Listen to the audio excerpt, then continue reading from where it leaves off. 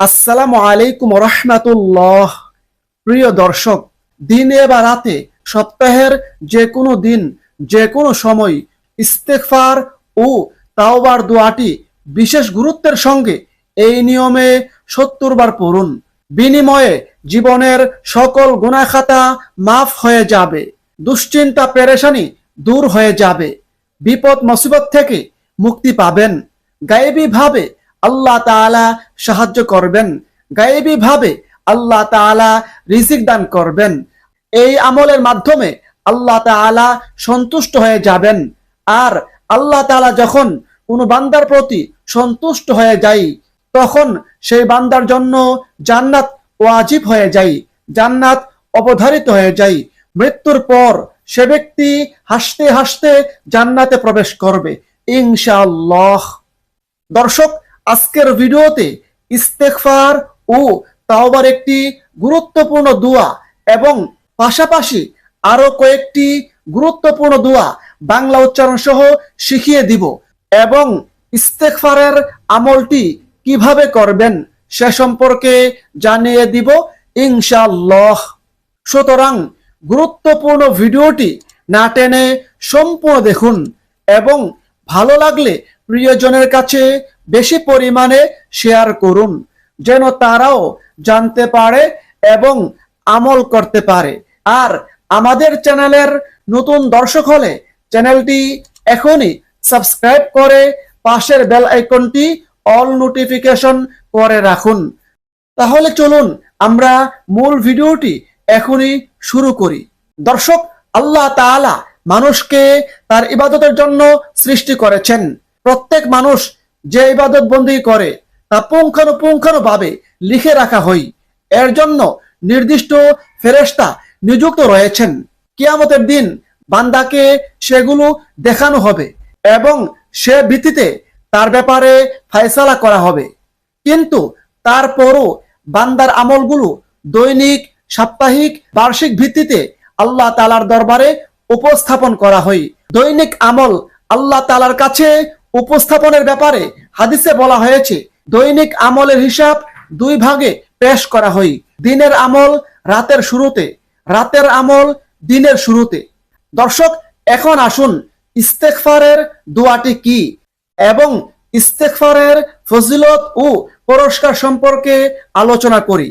ইস্তেগফার মানে হচ্ছে নিজের ভুল ভ্রান্তির জন্য আল্লাহ তাআলার কাছে ক্ষমা প্রার্থনা করা, নিজের গুনাহের কথা স্বীকার করে অনুতপ্ত হওয়া। আবার কখনো আল্লাহুম্মা গফিরলি, আস্তাগফিরুল্লাহ, এই ধরনের বাক্য বলাকেও ইস্তেগফার বলা হয়।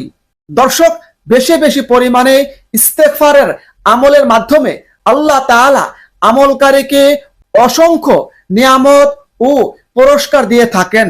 সেগুলো হচ্ছে, আল্লাহ তাআলা ইস্তেগফারের বিনিময়ে বান্দার প্রতি সন্তুষ্ট হয়ে যান, তার জীবনের সমস্ত গুনাহ খাতা মাফ করে দেন, তার দুশ্চিন্তা পেরেশানি দূর করে দেন, বিপদ মুসিবত দূর করে দেন।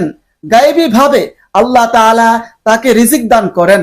এছাড়াও ইস্তেগফারের আরো অসংখ্য ফজিলত ও পুরস্কার রয়েছে। মহান আল্লাহ তাআলা পবিত্র কুরআনে বলেন, তোমরা ইস্তেগফার করো, ক্ষমা প্রার্থনা করো আল্লাহর কাছে, আল্লাহ ক্ষমাশীল, পরম দয়ালু। সূরা মুজাম্মিল আয়াত 20। আল্লাহ তাআলা পবিত্র কুরআনের অন্য স্থানে বলেন, হে নবী, আমার বান্দাদের জানিয়ে দাও যে নিশ্চয়ই আমি অত্যন্ত ক্ষমাশীল ও অপরিসীম দয়ালু। সূরা হিজর আয়াত 49। হযরত আব্দুল্লাহ ইবনে আব্বাস রাদিয়াল্লাহু আনহু বলেন, আল্লাহর রাসূল সাল্লাল্লাহু আলাইহি সাল্লাম বলেছেন, যে ব্যক্তি নিয়মিত বেশি বেশি পরিমাণে ইস্তেগফার পাঠ করে আল্লাহ তাআলা তাকে সর্বপ্রকার বিপদ আপদ হতে মুক্ত করবেন, সব রকম দুশ্চিন্তা হতে রক্ষা করবেন এবং তার জন্য এমন স্থান থেকে রিজিকের ব্যবস্থা করবেন যা সে কল্পনাও করতে পারবে না। সুবহানাল্লাহ। হাদিসটি আবু দাউদ শরীফে বর্ণিত হয়েছে, হাদিস নম্বর 1518। দর্শক, কুরআন হাদিসে ইস্তেগফারের অনেক দোয়া রয়েছে। সেই সকল দোয়া থেকে আপনি যে কোনো দোয়ার মাধ্যমে আল্লাহ তাআলার কাছে ইস্তেগফার বা ক্ষমা প্রার্থনা করতে পারেন। তবে আজকের ভিডিওতে আমি আপনাদেরকে সহজ একটি দোয়া বাংলা উচ্চারণ সহ শিখিয়ে দিচ্ছি। সেই দোয়াটি হচ্ছে আস্তাগফিরুল্লাহ আল্লাযী লা ইলাহা ইল্লা হুয়াল হাইয়ুল কাইয়্যুম ওয়া আতুবু ইলাইহি। আস্তাগফিরুল্লাহ আল্লাযী লা ইলাহা ইল্লা হুয়াল হাইয়ুল কাইয়্যুম ওয়া আতুবু ইলাইহি। এই দুয়ার ফজিলত প্রসঙ্গে আল্লাহর রাসূল সাল্লাল্লাহু আলাইহি সাল্লাম বলেছেন, যে ব্যক্তি এই দুয়ার মাধ্যমে ইস্তেগফার করবে, ক্ষমা প্রার্থনা করবে, আল্লাহ তাআলা তাকে ক্ষমা করে দিবেন, যদিও সে ব্যক্তি যুদ্ধক্ষেত্র থেকে পলায়নকারী হই। সুবহানাল্লাহ। এ প্রসঙ্গে হাদিসটি বর্ণিত হয়েছে আবু দাউদ শরীফে, তিরমিজি শরীফে। ইস্তেগফার খুবই দামি আমল, খুবই গুরুত্বপূর্ণ ফজিলতপূর্ণ আমল। সেজন্যই আমাদের প্রিয় নবী সাল্লাল্লাহু আলাইহি সাল্লাম দৈনিক 70 থেকে 100 বারের বেশি আল্লাহ তাআলার কাছে ইস্তেগফার করতেন। এ প্রসঙ্গে হাদিসে রয়েছে আল্লাহর রাসূল সাল্লাল্লাহু আলাইহি সাল্লাম বলেছেন, আল্লাহর শপথ আমি প্রতিদিন 70 বারের অধিক আল্লাহ তাআলার কাছে ইস্তেগফার করি। সুবহানাল্লাহ। হাদিসটি বুখারী শরীফে বর্ণিত হয়েছে। দর্শক, এখন আসুন ইস্তেগফারের আমলটি কিভাবে করবেন সে সম্পর্কে জানিয়ে দেই। আপনি প্রথমে এক জায়গায় বসে চুপি চুপি মনোযোগের সঙ্গে ইস্তেগফারের এই দোয়াটি অন্তত 70 বার পড়ুন। আস্তাগফিরুল্লাহ আল্লাযী লা ইলাহা ইল্লা হুয়াল হাইয়ুল কাইয়্যুম ওয়া আতুবু ইলাইহি। আস্তাগফিরুল্লাহ আল্লাযী লা ইলাহা ইল্লা হুয়াল হাইয়ুল কাইয়্যুম ওয়া আতুবু ইলাইহি। এই দোয়াটি অন্তত 70 বার পড়ার পর গায়েবী রিজিক লাভের এবং ঋণ থেকে মুক্তি লাভের এই দোয়াটি 3 বার পড়ুন। আল্লাহুম্মা কফিনি বিহালালিকা আন হারামিক ওয়া আগনিনি বিফাদলিকা আম্মা সিওয়াক। আল্লাহুম্মা কফিনি বিহালালিকা আন হারামিক ওয়া আগনিনি বিফাদলিকা আম্মা সিওয়াক। তারপর জান্নাত ওয়াজিব হওয়ার, আল্লাহ তাআলার সন্তুষ্টি লাভের এবং নবীজির সঙ্গে জান্নাতে যাওয়ার এই দোয়াটি অন্তত 3 বার পড়ুন। রাদিতু বিল্লাহি রাব্বা ওয়া বিল ইসলামি দীনা ওয়া বি মুহাম্মাদিন নাবিয়্যা ওয়া রাসূলা। রাদিতু বিল্লাহি রাব্বা ওয়া বিল ইসলামি দীনা ওয়া বি মুহাম্মাদিন নাবিয়্যা ওয়া রাসূলা। তারপর একবার ইসমে আজম বা মনের আশা আকাঙ্ক্ষা পূরণের দোয়াটি পড়ুন। দোয়াটি হচ্ছে আল্লাহুম্মা ইন্নী আসআলুকা বিআন্না লাকাল হামদু লা ইলাহা ইল্লা আনতাল মান্নানু বাদিউস সামাওয়াতি ওয়াল আরদি ইয়া যাল জালালি ওয়াল ইকরাম ইয়া হাইয়্যু ইয়া কাইয়্যুম। আমি দোয়াটি আবারও পড়ছি।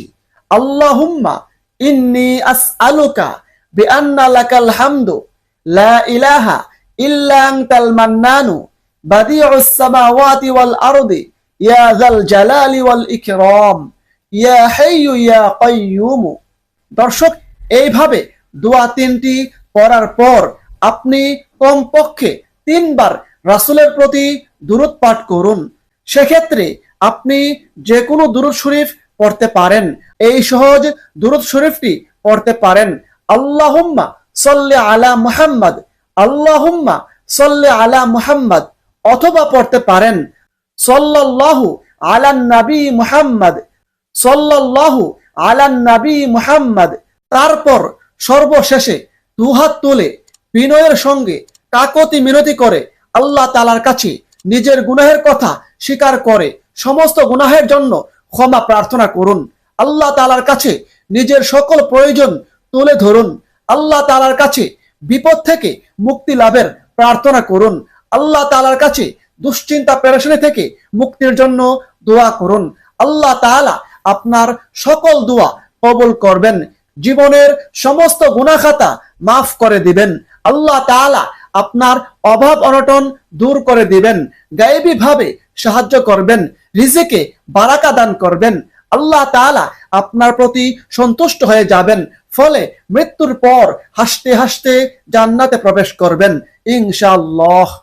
মহান আল্লাহ তাআলা আমাদের সকল মুসলিম উম্মাহকে এই গুরুত্বপূর্ণ ফজিলতপূর্ণ ইস্তেগফারের আমল প্রত্যেক দিন গুরুত্বের সাথে পালন করার তৌফিক দান করুন। আমিন। আসসালামু আলাইকুম ওয়া রাহমাতুল্লাহ।